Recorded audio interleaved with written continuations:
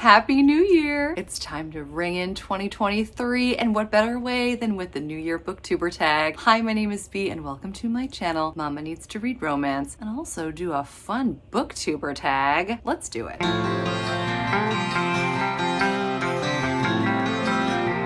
I haven't gotten to do a tag video in quite a while. I wanted to do a video about reading goals for the new year, and when Sam of Sam Reads a Little mentioned me in her video and recommended that I do this tag, I was just floored. I have to share a quick story. Recently, I noticed I kept getting new subscribers, and I thought, where are these guys coming from? And I realized that Sam had tagged me in a video. Sam, thank you so much. But it was really funny. At the same time that I realized she had just put this video out, the day was just a very exciting one and also very embarrassing because two great things happened and two really embarrassing things happened to me in terms of being a booktuber, and they all happened within a couple hours of each other. So I found out that Sam had mentioned me in her video and asked if I would do this booktuber tag, which was the coolest thing ever. Also, within the same hour, I realized that the book Yours Truly, which is probably my #1 book coming out in 2023, I was approved for the e-arc of this book. And I was dying. I was so excited. It doesn't even come out until April, and I have it now, and I cannot wait to read it. I was doing my happy dance. But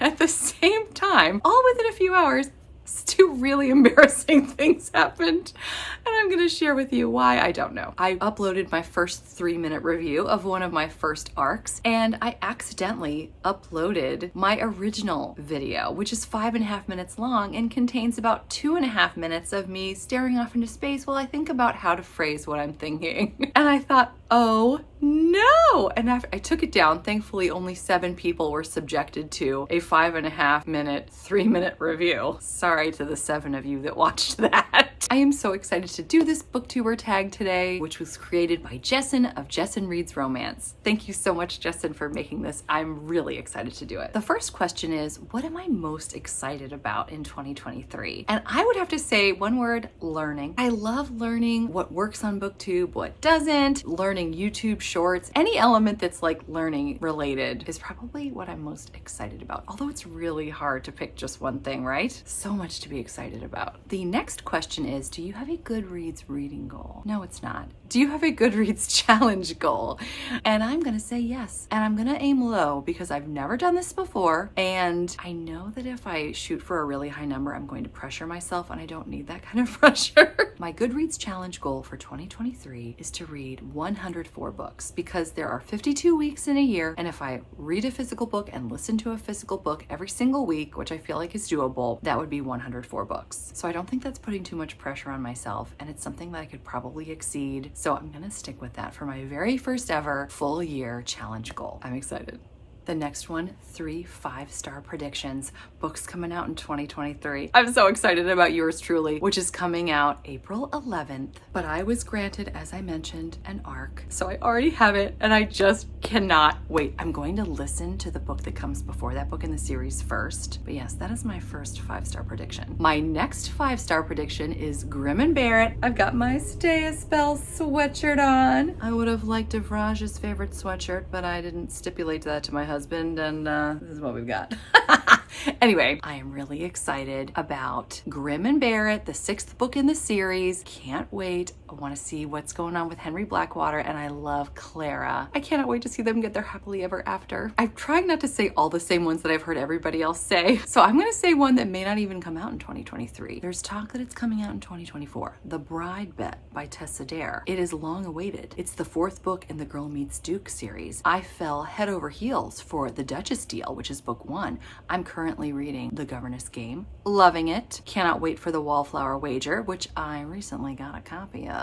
That's coming up in a book haul. But The Bride Bet, people have been waiting for years. And it says that it's coming out in 2024, but maybe we'll get lucky and it'll come out at the end of 2023. That one is going to be 5 stars, I'm telling you right now. The next question is, what genre, subgenre, or trope do you want to read more of? And the answer may surprise you. It's alien romance. I can't believe I'm saying that. I mean, I already love so many other subgenres of romance, but I just recently got into Alien with the Ice Planet Barbarian series by Ruby Dixon, and I'm really loving it. Cinnamon roll heroes. The guy is always willing to do whatever it takes for the girl. And I'm noticing as I get through the series, it's becoming more complex, but it's just simple. Like, they just love each other. So it's set on an ice planet, hence the name. And since it's winter here, I thought it would be even more fun to sort of immerse myself in that world, but I'm really intrigued. And each plot is actually really different.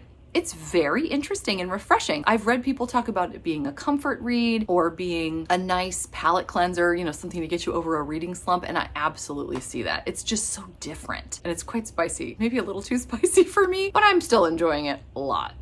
The next question, what trope do you think will be the most popular in 2023? I'm going to say, now that we're, knock on wood, pretty much out of the pandemic, it's going to be forced proximity, like stuck together. I know that when we were all stuck at home, nobody probably wanted to read about people being stuck together. And now that we're getting out and about again, thank heavens, many of us probably love the idea of being stuck somewhere secluded with someone who is dreamy. I know even my kids, it's funny, we go out and do things now and they're like, can we go home? When can we go home? Are we going home now? I'm like, we just got here and we paid for this. You're going to have fun. So anyway, but that's what I think. That may be a terrible answer, so I apologize. The next one, 3 bookish goals for the year. Oh, I have some. So my bookish goals aren't necessarily about reading. I hope that's okay. I want to get better at Bookstagram. I am terrible. Every time I get a new follower on Instagram, I just think to myself, oh, look, another person I need to apologize to. Because I started it in the summer, did several things, and then pretty much forgot about it for the most part. I enjoy connecting with people through messaging. It's not even called that. DMs, isn't it? It's called DMs. I'm so sorry. It's so bad. I'm terrible. And it's so sad because people will put me in their stories and they're like, tag 3 people or something. And I'll sometimes message them back and say, I don't know how to do this. I tried. When I did my Shoop video the other day, which by the way, oh my gosh, was that the coolest thing ever? I found a Joanna Shoop book thanks to several of my viewers who watched my birthday book hunt. And they told me that while I was looking for a Joanna Shoop, passed right over her, and they even told me where to look on the shelves. And I went back to the bookstore and I got the book. And so to celebrate, I went on Instagram and I held up the book while playing part of Shoop by Salt and Peppa. And it took me like 20 minutes to figure out how to do that. I'm like, where do you record? And I'm like, oh, it's that circle on the bottom. So I put out the Shoop video, and then I just about lost my mind because Joanna Shoop, the author herself, made a comment on my reel and then posted it on her own story. I think I'm saying that right. Her own page. I think it's her own story. I have so much to learn, but it was the coolest thing ever. Anyway, so I would like to get better at Instagram. My second goal is to get bookshelves. My husband tells me that they are coming. I can't wait. And my third goal is to request an appropriate number of arcs because I've done far too many of those.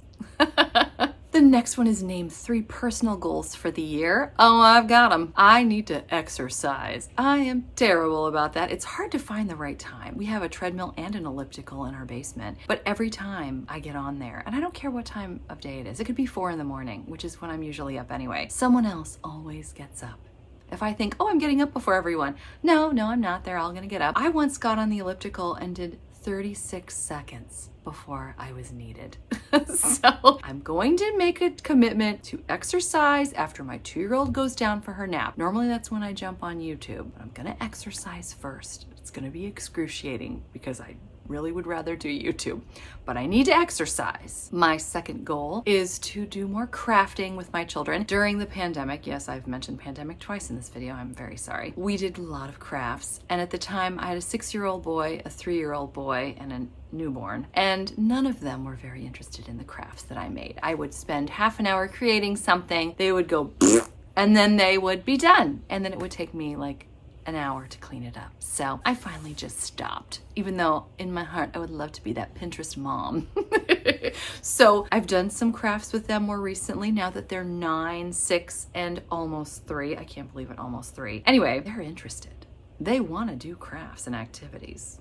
So I want to start doing more of those. I think that'll be really fun. And my last personal goal is to meditate more. I love the Calm app. It's my favorite, but I'm really not good about meditating. I sit down and I just keep thinking about things, and I love it when they'll say, now it's time to let your mind wander. And I was like, oh, I was doing that already. I forgot that I was meditating. I need to get better at it. So that's another goal for me. The last one, this one's deep. What do you want to leave behind in 2022? And I'm going to say insomnia. I am up all hours of the day and night. There's always someone who needs something. And then I have difficulty getting back to sleep. I know that I am not alone in my sleep deprivation, but I am looking forward to really, really trying to get everyone to just sleep so that I can just sleep. And that will be lovely. That will probably make 2023 twice as good. Because you know how it is. If you're tired, everything seems harder. I have several people that I would like to encourage to do this New Year Booktuber tag. And they are April of Happily Ever April. I love her. I love her personality. I feel like she's my friend. Like, I feel like I've known her forever. I don't know why. If that's super creepy, April, just forget I said it.